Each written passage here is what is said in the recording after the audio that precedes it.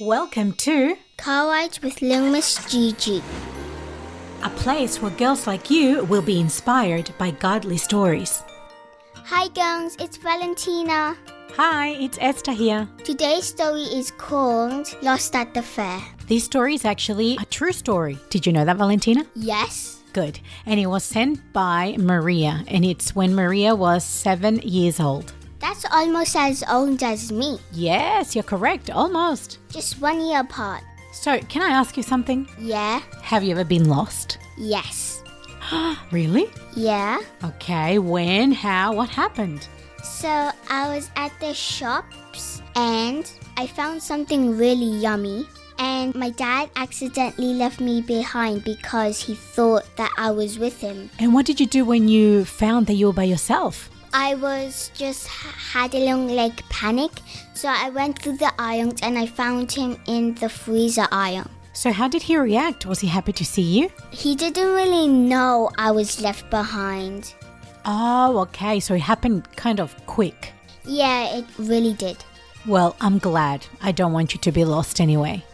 I know, it was really scary, but he said, "Where were you?" And I said, "You left me behind, Papa." Oh, I'm so glad that you were okay and nothing happened.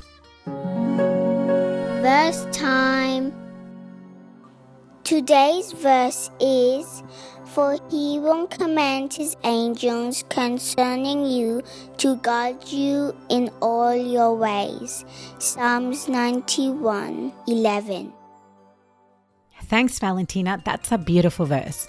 You know, today's story is about Maria when she was 7 years old and how she got lost at a fair. Do you know what a fair is?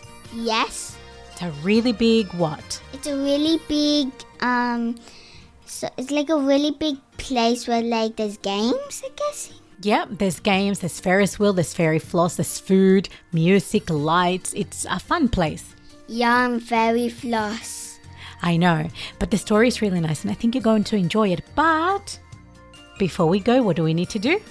Poppy's glitter box. Hello girls, it's Poppy here. I just love being back. Before I show you what's in my glitter box this time, I want to remind you of what already has been. We've had a special colouring from May and Ginger, a super special wax butterfly craft, also the very tricky decode where you get to be detectives. So what do you think is in my box this time? Let's have a look. Oh, this is so exciting! For this one, what you can do is be creative. Now, you know that the very special verse that Valentina read is found in Psalms 91:11, and it talks about God sending his angels to protect you. So what I want you to do this time is to write out that special verse on a blank white piece of paper and make beautiful pictures or a special border all around that verse. I really want you to use bright colors, crayons, felts, paints, anything you feel that will make it special. And please make sure you send me photos. I just love receiving your letters. And I actually have some very exciting news. This week I received a very special letter from Sophia where she sent me the picture of May and Ginger that she coloured in. It was beautiful. Thank you so much, Sophia, and I will be sending a letter back to you. Anyway, girls, until next time, bye! Now stay tuned to see what happens when you get lost at the fair.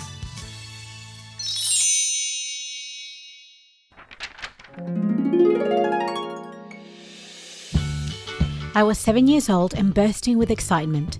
The fair had come to town. I could just imagine the rides and the amazing things I could do at the fair.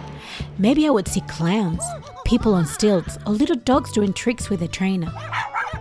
I couldn't wait. That night, I tiptoed to where my mum was reading. "Mama?" "Yes, honey." "Can we go to the fair, please?" I saw her smile. She didn't say no, so it gave me hope. "We all want to go," I said, leaning close to her. I grinned. "Please take us. I really, really, really want to go. I have never been to the fair before." I begged for my brothers and sisters. Mum smiled again and put the book down. I'll talk to your dad and see which day he's free to go. I jumped up and down and ran off to tell my brothers and sisters that we were going. We all cheered and laughed and danced around the living room. Finally, the waiting was over. Dad said that he was free in 2 days' time and we were going to the fair at night after he finished work. Yippee! It was the best news ever. The night before the fair, I jumped into bed too excited to fall asleep. My twin sister Martha slept on the bed next to mine. She was already snoring away, too tired to stay awake. I giggled and tried to fall asleep. I twisted and turned, wriggled and squirmed, and I couldn't get to sleep. When morning finally came, I was the first one out of bed. Martha was still sleeping. She was the sleepy twin. "Hey, wake up, wake up!" Martha groaned and turned over, putting the covers closer to her head. "Go away, let me sleep," she mumbled. "It's fair day," I exclaimed. "Come on, get up!" Martha sat up on the bed, her straight hair sticking out like sharp pine needles. She had the straightest hair ever, like my dad. "The fair is today, yippee!" She tossed the covers away and we both started dancing and squealing around the room. We couldn't wait. Finally, the great moment arrived. We took the public bus to the fair and I pressed my face to the window. Little breath clouds danced on the glass and I giggled and drew funny faces with my finger. My twin sister Martha giggled as well. My brothers who were sitting behind us snorted and mumbled under the breath, "Such babies." I didn't care. Not today. "I want to go on every ride," Martha said. Me too, me too." My little sister who was sitting in front of us with Mum and Dad piped up. She was really excited. Her big brown eyes were glowing. My brothers laughed. "You're all too little and can't go on all the rides." Joe, the oldest, looked at Manuel and laughed. I scrunched up my nose in disgust. "Well, you're not much older than me, weirdos." Joe was only 8 and Manuel 6, but they thought they were teen boys. Ugh. Before they could reply, my dad announced that we had arrived. "Okay, kids," he said, "make sure you have all your belongings." We hurried off the bus and crossed the road carefully.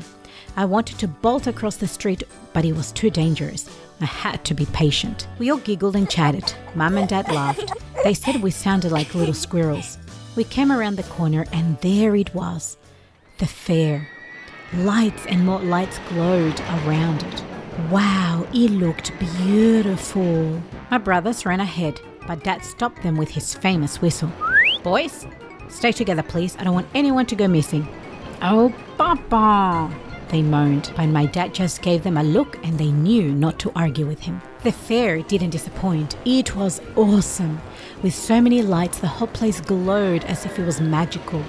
The music from the rides and stalls blended into a carnival of sound, and masses of people squashed and bumped into each other, everyone fascinated with the entertainment. I had never seen so many people in one place before, and so many excited kids like me.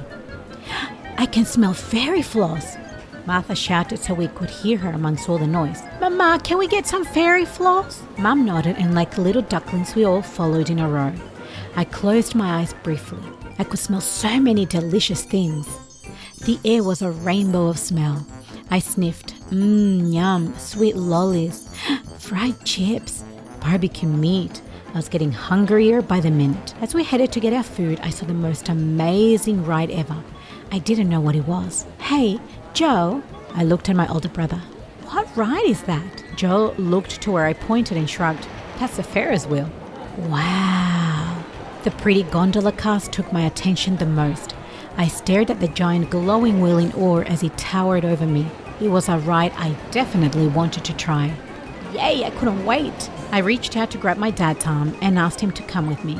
But my hand was met with thin air. I looked around and saw none of my family. I looked and saw no one I knew. I froze. Faces of strangers seemed to dance right around me. The noise of the blaring music and laughter faded. All I could hear was the beating of my heart. Thump, thump, thump.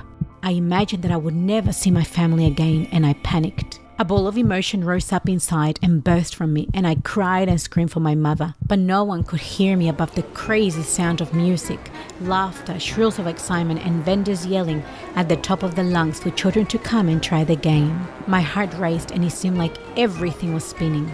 The Ferris wheel was now a big monster that only made me feel more afraid and lost. The thought of being stuck at the fair forever was suddenly terrifying. When the first rush of emotion passed, I looked with misery and sorrow into the sky and prayed to God for help. Please help my mum and dad find me, I sobbed. I knew I had a friend in heaven who was always willing to help me. Suddenly, someone grabbed my hand. With eyes full of tears, I looked up thinking it was my dad. I blinked. No, it wasn't him. It was a man much older. He was tall and chubby, a complete stranger. But strangely, as I looked at him, I felt a sudden surge of confidence and my fear vanished. I felt secure, happy even. He looked down at me and smiled. Come, I will take you to your parents. I know where they are. Then we walked what seemed like a long way. While we walked, he said nothing more. I glanced shyly at him every now and then, but his eyes looked straight ahead. I wondered if he was my dad's friend. He said he knew where they were. I trusted him. By the time we arrived at the exact location of my family, they were frantic with worry. They had looked for me, but with no luck. The man let go of my hand and walked away without saying a single word. I turned to look at him walk away, and not once did he wave goodbye to me. I hurried to my parents and grabbed my mum around her legs. We all burst into tears, so happy that we had found each other. That night, safely tucked into our beds, Martha and I whispered about the fair and the strange man that had found me. Do you think it was your guardian angel? Martha asked. I looked out the window to the dark sky. I think so, I said slowly. I had just said a prayer when he came and he took me by the hand. Wow, how cool. Martha sighed and snuggled under the covers with heavy eyelids. I'm so glad God helped you. I smiled and buried my head deeper into my pillow. I was very glad too. I was very glad that we had angels that looked after us. Wow, that was an amazing story. I know, it's so cool. I really, really liked it. And you want to know a secret? Yes? Maria Yes? is my sister. What?